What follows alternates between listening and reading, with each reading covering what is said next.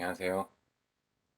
어, 이번에 시간은 기술보고서 작성 및 발표, 그러니까 대학생 글쓰기죠.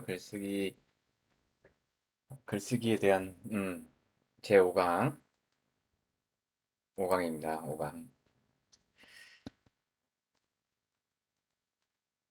음, 어떻게 쓸 것인가? 어떻게 쓸 것인가의 첫 번째, 단락을 알면 논리가 선다. 단락이 중요하다는 거죠. 논리가 선다. 그러니까 단락을 알면 논리가 선다고 하니까 단락이 굉장히 중요하다는 얘기를 하고 있는 거죠. 음, 사실 이공계 학생들은 단락 구성에 취약합니다. 한 문장을 쓰고 나면 그 다음에 무슨 말을 써야 할지 모르죠. 한 단락의 길이가 짧아요.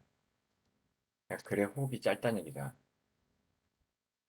음, 길게 쓰려고 한 단락에는 여러 개의 생각을 이어붙입니다. 혼란스럽죠. 왜 그러냐? 쓰고자 하는 내용에 대한 배경 지식이 부족해서 그래요. 결국 자기 주장에 대한 배경 지식이 부족한 거죠. 그러면 한 단락에서 다음 단락으로 넘어가는 것이 자연스럽지가 못하다. 그래서 결과적으로는 글의 설득력이 떨어집니다. 단락의 핵심 내용은 하나의 단락에는 하나의 중심 생각만 들어있어야 합니다.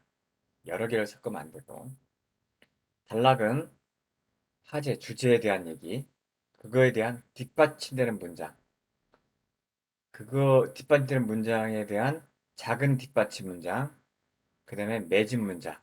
이렇게 구성을 하면 짧은 단락이라도 논리 정연한 글이 되거나 말이 됩니다. 단락은 자기 주장에 대한 풍부한 배경 지식을 요구합니다. 배경 지식이 없으면 뒷받침하는 문장을 쓸 수가 없습니다. 결국 단락 구성은 문장과 문장을 연결하는 기술이 될 수밖에 없는 거죠. 그래서 단락을 바로 알고 나면 그 단락을 바로 알고 나면 말하는 바가 명료하다.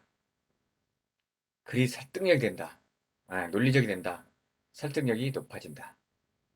긴 글을 쉽게 쓸 수 있다. 왜? 주제문을 쓰고 뒷받침 문장을 쓰고 또 뒷받침 문장을 쓰고 그래서 그러니까 주제문을 쓰고서 거기에 대해서 첫 번째 입장을 하는 거 거기에 대한 뒷받침글 작은 뒷받침을 쓰고 두 번째 왜 그러냐 뒷받침 문장 작은 뒷받침 문장 세 번째 거기에 대한 뒷받침 문장 작은 뒷받침 문장 그렇게 나열만 해도 이게 결국은 나열을 했는데 사실은 굉장히 논리적인 본문이 된 거죠. 그래서 딱 그래서 결론이 그렇다 그렇게 얘기하면 누가 과연 반박할 수 있겠느냐 설득력이 높아지고 길이 충분히 길어질 수 있는 거죠.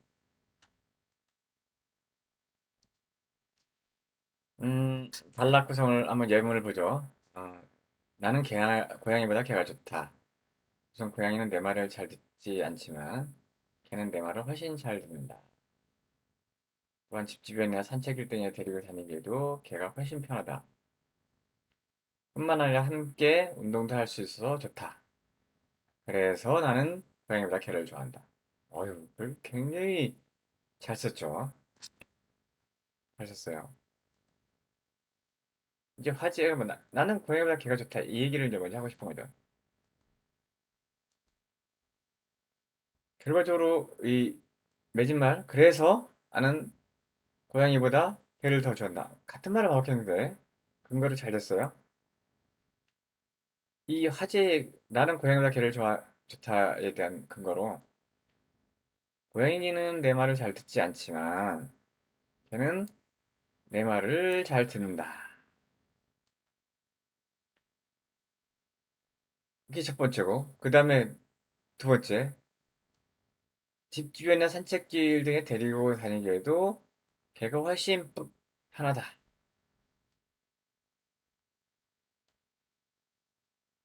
뿐만 아니라 걔 함께 운동할 수 있다. 이렇게 계속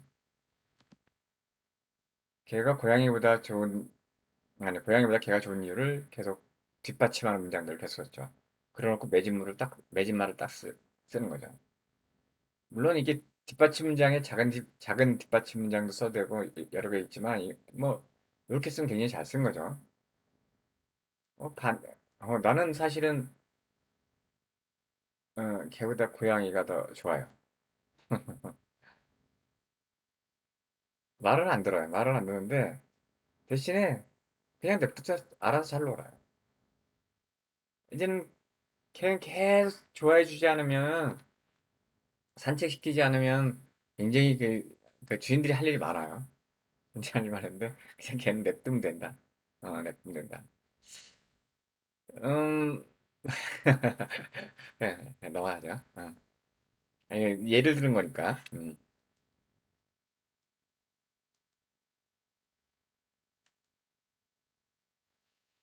야, 휴대전화가 애인보다 좋은 이유는 최소한 다섯 가지다.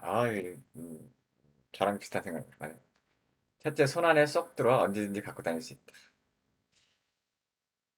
둘째, 싫어지면 쉽게 바꿀 수 있다. 업그레이드도 가능하다. 요거 잘 못하잖아요, 이게. 예. 싫어지면 헤어지는 데서 순한 고통을 동반하죠. 셋째, 게다가 점점 똑똑해진다. 어, A는 안 그렇죠. 점, 점점 집착이 강해지죠.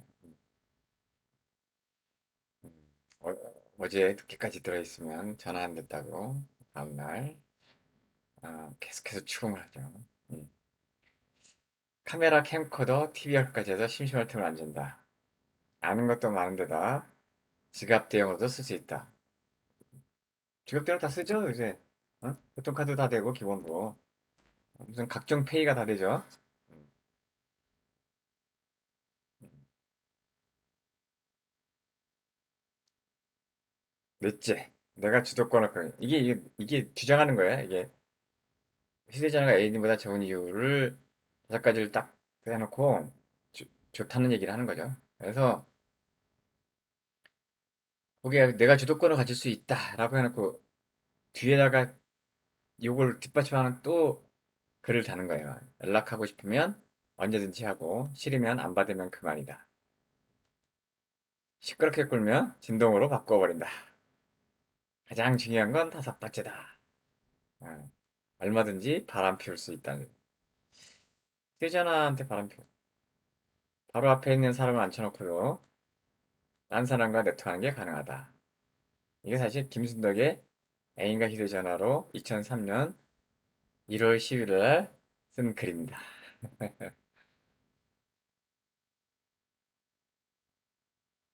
구성을 볼까요? 하재문은 휴대전화가 애인보다 더 좋다는 거잖아. 그리고 다섯 가지 이유가 있다는 거야. 그래서 다섯 가지를 뒷받침하는 문장을 쓰면서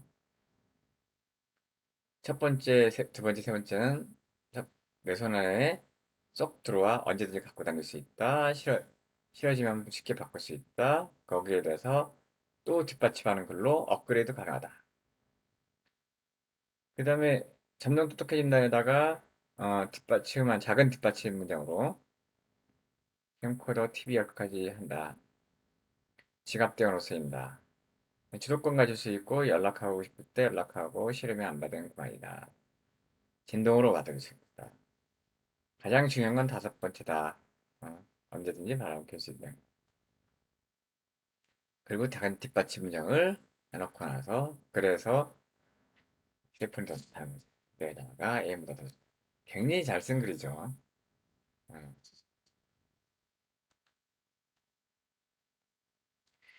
그 다음에 사실은 굉장히 시적이면서도 굉장히 잘 쓴 글이 있어요. 이 글은 누가 쓴 거냐면 사실은 어, 그 인디언 거주지의 땅을 매입하겠다는 미 행정부의 통지를 받고 어, 답변글을 쓴 거죠. 답변글을 쓴 시애틀의 시애틀의 추장의 연설입니다. 실제 이제 인디언이라고 이제 안 그러죠. 인디언은 인도 사람을 얘기하는 건데 거기가 인도가 아니죠. 원래 왜 인도라고 얘기했냐면 그러니까 저기 유럽에서 이렇게 인도에 쪽으로 오면 서쪽으로 오는데 이게 이제 지구는 둥글다고 생각한 거예요. 그래서 그렇게 뭔지는 몰랐지. 뭔지 몰라갖고 반대쪽으로 가면 반대쪽으로 저기 그 대서양을 타고서 계속 가면 거기가 다시 인도가 나올 것이다.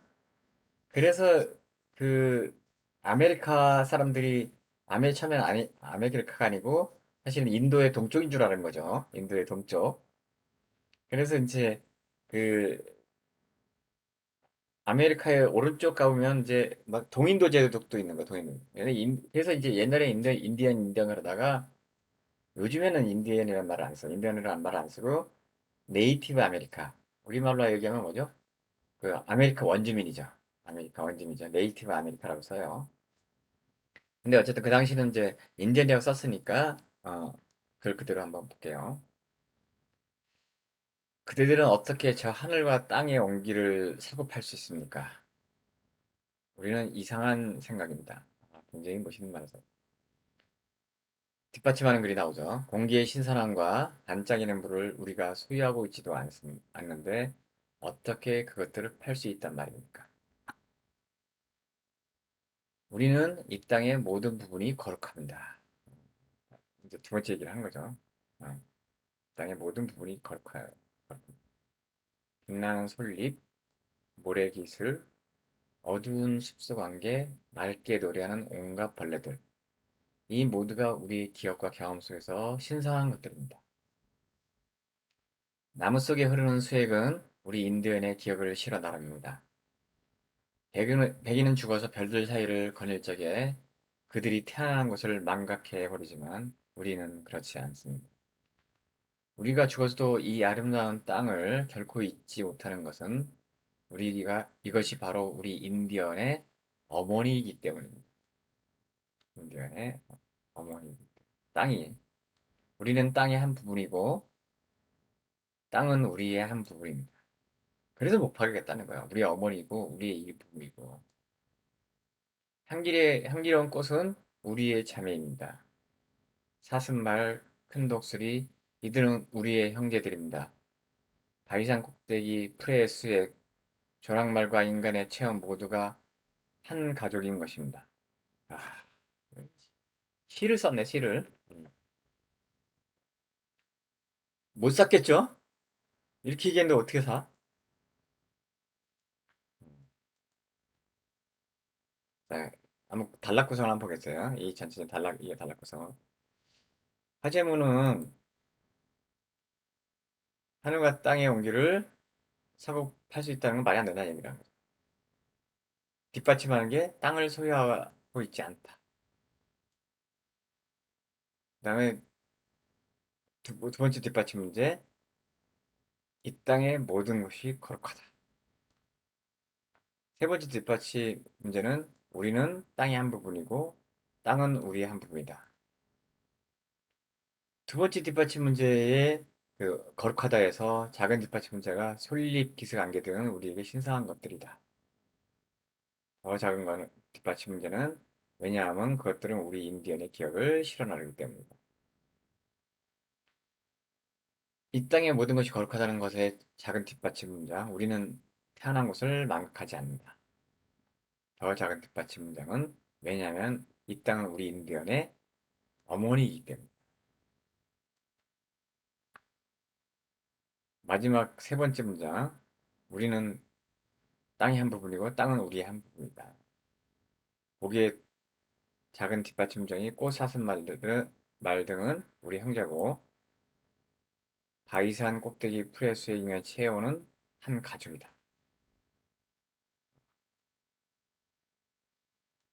시인이죠. 이런 때. 시인이면서 굉장히 논리적이고 설득력이 있죠.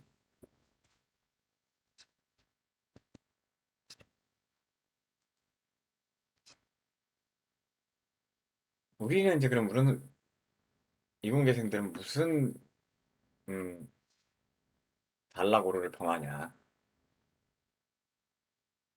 첫 번째 형식적 길이로 단락을 범한다.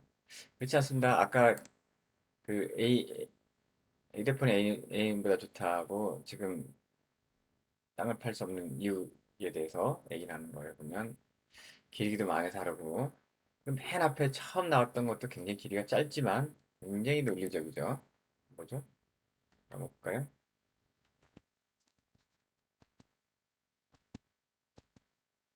이거 말고도 이거. 나는 고양이보다 개가 좋다. 이렇게 짧으면서 굉장히 뒷받침 문장을 탁 대면서 고양이가 개를 더 고양이보다 개가 더 좋다는 얘기를 확실하게 하고 있죠. 이게 길어서 지금 그러니까 형 길이가 단락이라고 생각하는데 그렇지 않다. 단락은 자기 주장을 하는 부분의 시작과 끝을 단락이라고 하죠. 여러 개의 생각을 한 단락으로 이어옵니다. 뒷받침하는 문장이 부족하거나 없어요. 왜 없어요? 거기에 대한 지식이 없으니까, 풍부한 지식이 없으니까, 뒷받침을 못합니다. 화제문과 뒷받침 문장을 구분하지 못한다. 화제문은 내가 주장하는 거고, 뒷받침 문장은 그걸 왜 그렇게 된 뒷받침하는 문장이죠. 문장과 문장의 연결이 자연스럽지 못하다. 단락과 단락의 연결이 자연스럽지 못하다.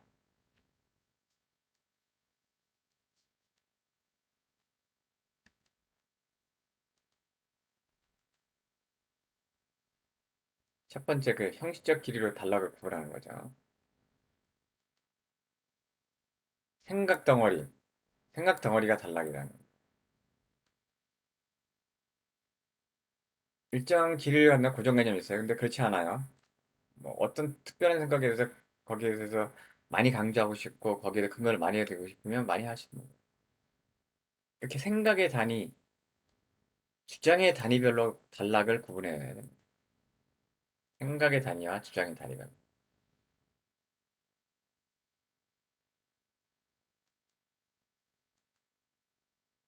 두 번째, 여러 개의 생각을 한 단락으로 이어붙인다.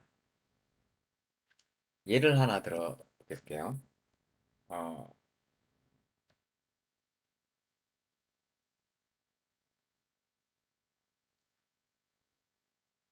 인터넷은 여러 가지 측면에서 부정적인 요소를 가지고 있다. 그러면 원래 쓰려 그러면 부정적인 요소를 계속 얘기를 하면서 뒷받침하여서 또 하나의 단락을 만드는 거예요. 자, 부정적인 요소를 가지고 있다. 근데 여기 뒷받침하자는 게 없고 바로 다른 얘기가 나와요. 뭐라고요? 그런데 인터넷이 부정적인 측면을 가지고 있다고 해서 사용하지 않는 것은 옳지 않다. 이건 다른 얘기죠. 부정적인 요소를 가지고 있으면 그 얘기를 갖고 있는데 어떤 부정적인 요소를 갖고 있다고 얘기를 해야죠. 근데 세 번째, 바르게 사용해야 한다면 현대인에게 많은 도움을 주겠다. 이 두 번째 문장과 세 번째 문장, 첫 번째 문장은 서로 다른 생각이다. 그러니까 이건 단락을 달리 써야 되는 거죠. 어떻게? 예를 들면 인터넷 여러 가지 측면에서 부정적인 요소를 갖고 있다. 음? 그 부정적인 요소가 뭔지에 대해서 얘기를 하는 거죠. 뭐 예를 들면 댓글을 갖다가 어, 하기도 하고 뭐 거기다가 뭐죠? 악성 댓글을 쓰기도 하고 그다음에 서핑하러 시간을 다 보내기도 하고 뭐, 이러면서 그런 부정적인 요소에 대해서 뒷받침을 좀 하는 걸 써야 되는 거고 그다음에 이제 다른 부정적인 측면을 갖고 서 사용하지 않는 것은 옳지 않다. 그러니까 부정적인 측면이지만 그 사용하는 측면에서 어떤 것들이 좀 있다는 것을 계속 얘기를 해야 돼요. 그래야지만 마지막 얘기가 바르게 사용한다면 현대인의 일상에 많은 도움을 줄 수 있다. 그리고 뒷받침하는 글이 더 있으면 좋죠. 여기. 그러니까 이거는 형식적으로 하나의 단락이라고 하는 거는 이렇게 여기 끊어지 않고 새로운 문장으로 안 바뀌는 단락. 세 문장에서 주하는 바가 서로 다르다. 그러니까 세 단락으로 나누어서 다시 써야 한다. 이거 잘 이해 안 가죠? 이거 잘 이해 안 가면 앞에 얘기를 쭉 보고 다시 한번 요 얘기를 다시 보세요. 이거는 요거를 이해를 못하면 영원히 못 벗어나요. 계속 글을 쓰면 이렇게 쓰게 돼요. 그러니까 호흡이 짧고 문장이 길어진다. 주로 이제 우리 이공계 학생들이 주로 사실이나 결과를 있는 그대로 기록하는 습성 때문. 주장을 할 수도 있는데, 그러니까 엔지니어죠. 1과 0을만 따지든지, 어느 게 참이야 거짓말만 따지고, 이런 거에 약간 익숙해 있는 거죠.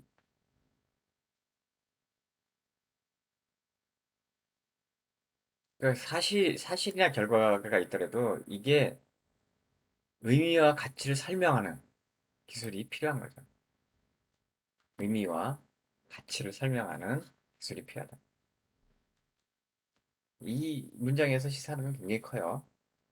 오늘 좀 잘 생각해 봤으면 좋겠고, 다시 한번 들어봐도 괜찮을 것 같아요. 네 번째, 뒷받침 문장이 부족하거나 아예 없다. 좀 전에 걸어갔다가 한번 다시 한번 보는 거예요. 화제문은 여러 가지 부정적 요소를 갖고 있다. 이렇게 했잖아요. 그러면 거기에서 뭐 뒷받침하는 문장이 시간의 낭비가 될 수 있고, 부정확하고 불건전한, 부정확하다는 거는 이제 가짜뉴스를 얘기하는 거죠. 불건전한 것들 많이 알죠, 이런 거는. 정보 유통. 그다음에 뭐 개인정보 유출, 소프트웨어 복제, 악플, 뭐 중독, 운동형 외톨이 되는 어, 파편화된 개인을 양산한다. 이런 것들이 이제 뒷받침 문장들 쭉 써줘야 돼.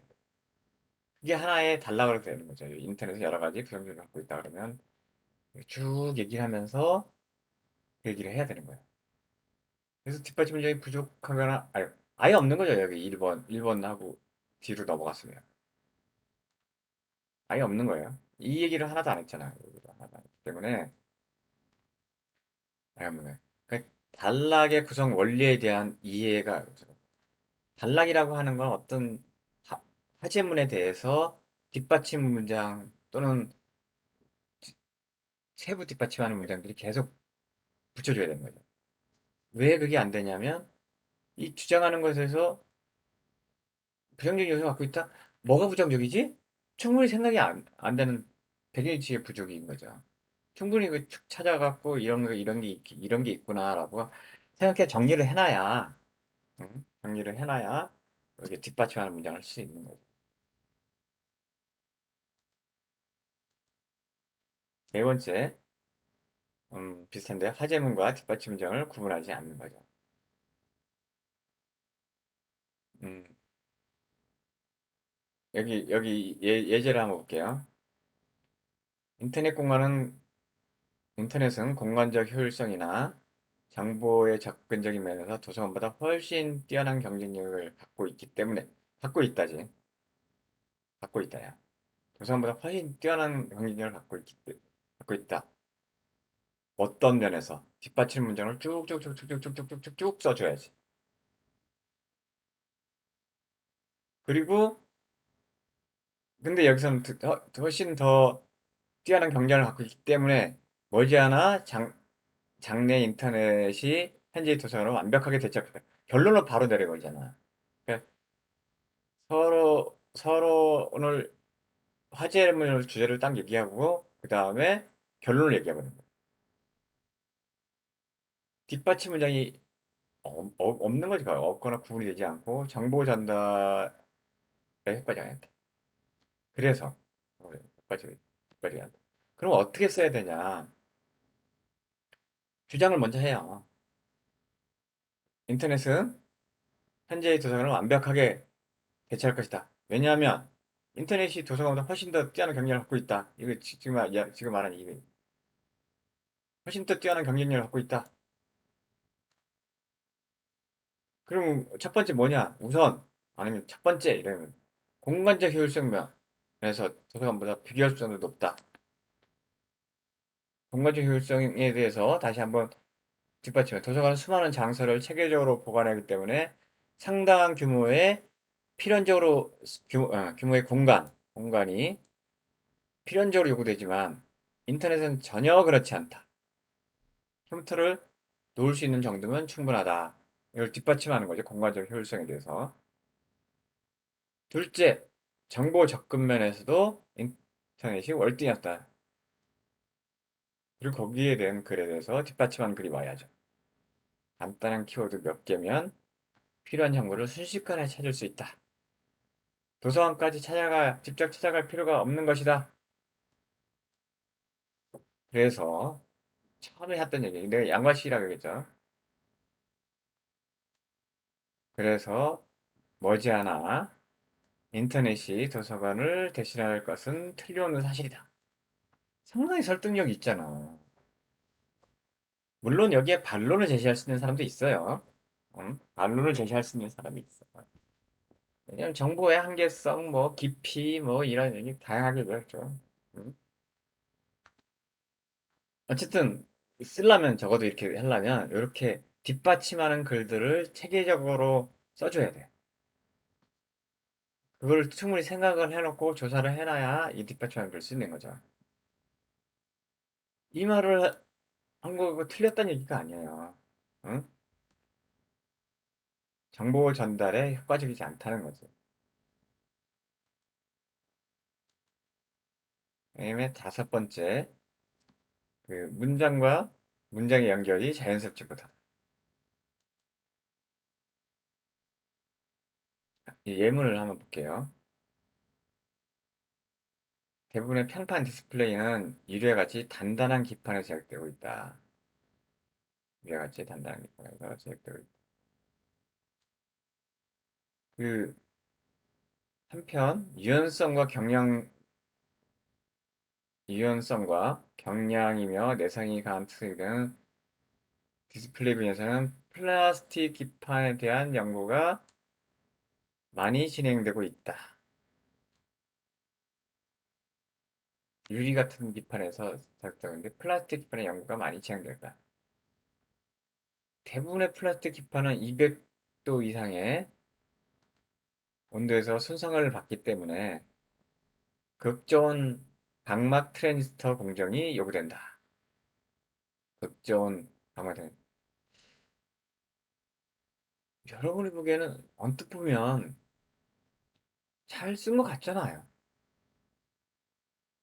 잘 쓴 것 같은데 왜 자연스럽진 않을까? 그거는 이렇게 사실은 단락이라고 아까 이렇게 했었잖아요. 단락은 자기 주장을 담은 글 화제문과 거기에서 뒷받침하는 문이 항상 있어야 되는 거예요. 여기 뒷받침하는 문장들이 별로 없잖아요. 여기 똑같은 말을 뒤에서 한번 조금만 써볼게요. 기판에 제약되고 있지만, 어? 최근에는 플라스틱 기판의 연구가 활발히 진행되고 있다. 여기는 위에 얘기가 거의 비슷해. 여기까지. 그 이유는 디스플레이 분야가 이래 단단한 성질보다는 오히려 플라스틱처럼 유연하고 가벼운 내성에 강한 특성을 요구하기 때문이다. 이거 얘기했잖아요. 근데 이게 뭐야, 여기서. 한편 유연성과 경량이며 내성이 강한 특성이 유도된 디스플레이 분야에서는 플라스틱 기관에 대한 연구가 많이 진행되고 있다. 이거는 틀린 말은 아닌데, 어떤 화제를 갖다가 얘기를 하고서 거기에 대해서 뒷받침하는 글을 쓰는 게 아니고, 그냥 글을 쓰다 보니까, 이제 문장과 문장 사이가 뭐 긴밀하지도 않은 거죠. 이렇게 조금만 잘 생각해서 쓰면, 오히려 플라이처럼 유연하고 가벼운 내성에 관한 특성을 요구하기 때문이다. 그러니까 굉장히 설득력 있어지고 자연스러워지잖아요. 그런데 플라스틱 표현은 200도 이상의 온도에서 수성을 받기 때문에 특별한 공정을 요구한다. 그것이 요구한다? 그것이 바로 극점 방막 트렌드 공개다. 여기서 비슷하게 얘기하잖아. 응? 비슷하게 얘기를 하는데 말을 조금 자연스럽게 긴밀하게 요구하는 거지. 이유를 얘기를 하고 그래서 요구를 한다. 그래서 그것 때문에 바로 응? 극점 방막 트렌드 공정이다. 응? 이 문장과 이 문장은 사실은 정말 큰 차이가 없다고 생각하면 단락을 잘 정말 이해 못하는 거예요. 이게 뭘 잘못 쳤어? 라고 얘기하면 근데 그걸 글 잘 쓰는 사람과 안 쓰는 사람, 설득력 안 쓰는 사람 그걸 다 보이거든요. 그게 보여. 사실은 나도 사실은 이 두 가지를 잘 구분을 못 해내는 스타일이야. 근데 구분을 구분해 하지 하라고 못하지만 나는 그래도 밑에 스타일을 써요. 왜? 항상 어떤 글을 쓸 때는 그거에 대해서 어떤 뒷받침하는 글을 써야 되는 게 항상 그 생각을 하거든. 뭘 얘기를 했어. 그러면 그거에 대한 근거를 대야지. 그렇지 않으면 상대한테 설득 못 한다는 걸 아는 거거든. 그래서 결론 낼 때도 이게 이제 이렇게 손상을 받기 때문에 200도 이상 온도에서 손상을 받기 때문에 특별한 공정을 요구한다. 그것이 바로 극점 반막 트랜스포 공정이다. 이렇게 얘기를 해야 됩니다. 이 내용은 전체적으로 보면 크게 차이는 없어요. 그죠? 근데 그 차이를 발견하면 여러분 글을 훨씬 잘 쓸 수 있다.